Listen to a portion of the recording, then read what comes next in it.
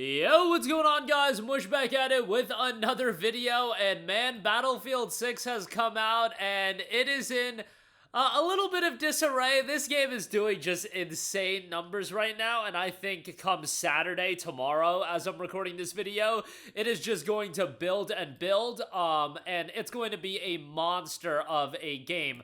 It has had a little bit of issues, though. A lot of people are calling it Q Simulator right now with all the people trying to get on. There's definitely some issues right now, and as noted on PC Gamer, EA's own launcher is making Battlefield 6 unplayable by telling users they're missing content or must purchase to play.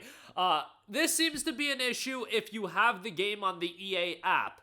If you're not familiar with it, Battlefield 6 is available directly on Steam. I believe this is the first Battlefield, mainline Battlefield game that day one is on Steam since it's been a long time, you guys. It's been a long time. Maybe, was 2042 available on Steam day one? You know what? Maybe I got my dates a little bit messed up. But, nonetheless, the game is doing staggeringly huge numbers. But if you got the game with, I believe it's being bundled in with video cards and whatnot, I think that's how you would have the game on the EA app. Ain't nobody really trying to use the EA app, but if you buy the game on Steam, you do have to log into your EA account, but you don't have to go through the EA app.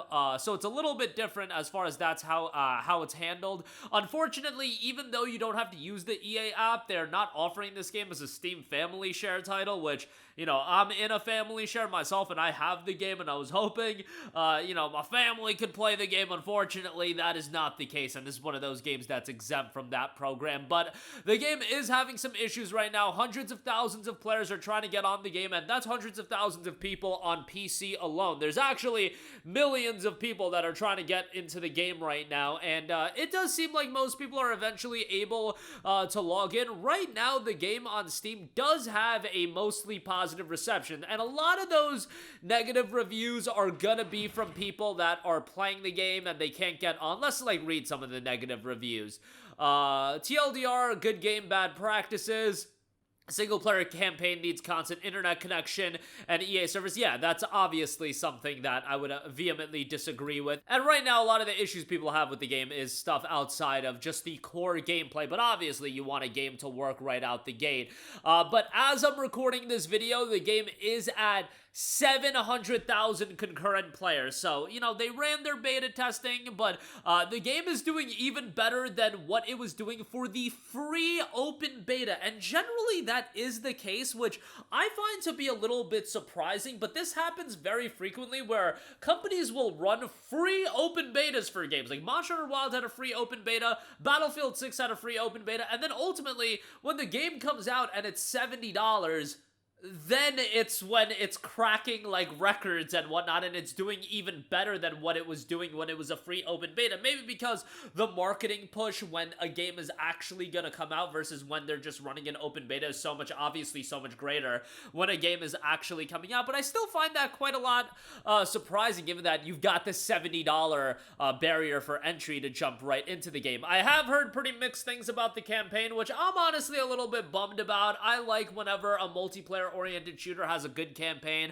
I'm always a sucker for that. You know, back in the day with the MW2 campaigns of the world and the COD 4 campaigns, Black Ops 1, I always thought those campaigns were pretty decent. Battlefield 6's campaign is actually the reason why the Metacritic score is being weighed down, and that's a pretty big bummer for the game where, you know, the campaign, look, it's something that I care about, but do most people actually care about the campaign? No, they don't, and I'm actually curious, is the IGN review that was labeled as campaign only, is that listed in Metacritic? Because most of the reviews that, if you look through it, it's a lot of 8 out of 10. Looks like the reviews that are just campaign only are TBD, but you know, people reviewing the entirety of the game, you have to factor in the campaign, and unfortunately, that's going to weigh down the overall score. But ultimately, how much does the score really matter when you're cracking 700,000 concurrent players? And there's a very likely possibility that this game is going to crack 1 million concurrent players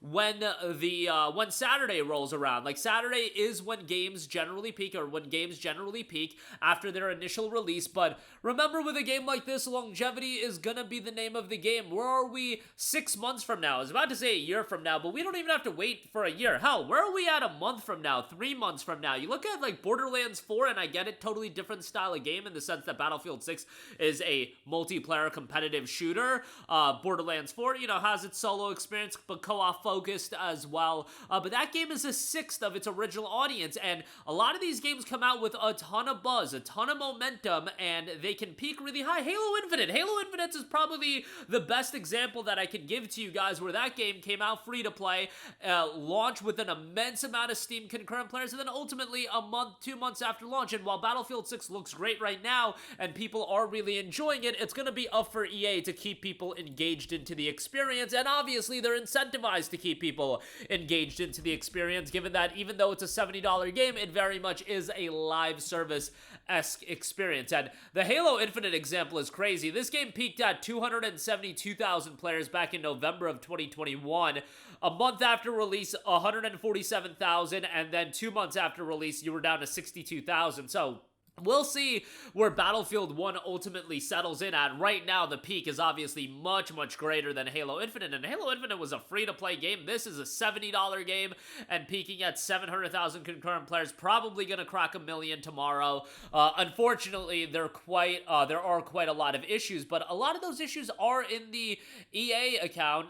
There was another person that noted, I've got warned about purchasing the game via the EAL, but I tried staying true to the bone since I already have every other Battlefield game I ever bought on there, and now I have spent 1 hour in a menu/shooting range, done with the settings. Now I'd love to play, but I guess I have to keep playing Battlefield 4 for another while. Now, the Battlefield Comms X account did put out a post noting installation of content. We're aware of an issue preventing players from accessing the game, with some receiving an error stating that they need to purchase DLC or similar. Stay tuned for further updates as the team investigates the issue.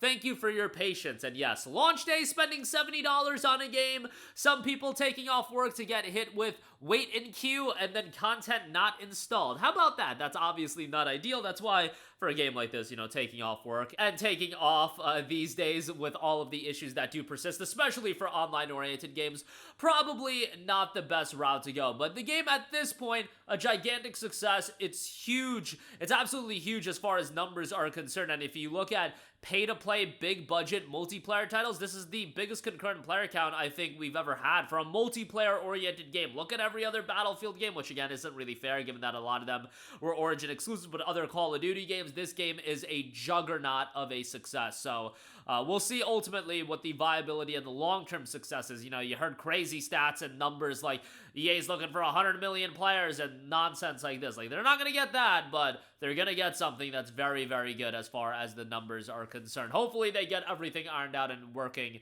no problem. But that'll do it for me. Let me know all of your thoughts in the comments section down below. As always, thanks for watching, and I will catch you guys in the next one. Peace out. Hey, what's going on, guys? Mush here again. Hope you enjoyed the video. As you guys might know, YouTube's notification system is sometimes a little bit wonky, even if you're subscribed to the channel. Maybe you're not abundantly aware that I uploaded a video. To remedy that situation, make sure you hit the bell notification button. This way, whenever I upload a new video, and I try to upload as consistently as possible, you will be notified directly of the upload, and you can watch it as soon as it goes live. I would really appreciate if you guys hit that button so you can stay up to date with all of the content I'm posting. But as always, guys, thanks for watching, and I'll catch you guys in the next one. Peace out.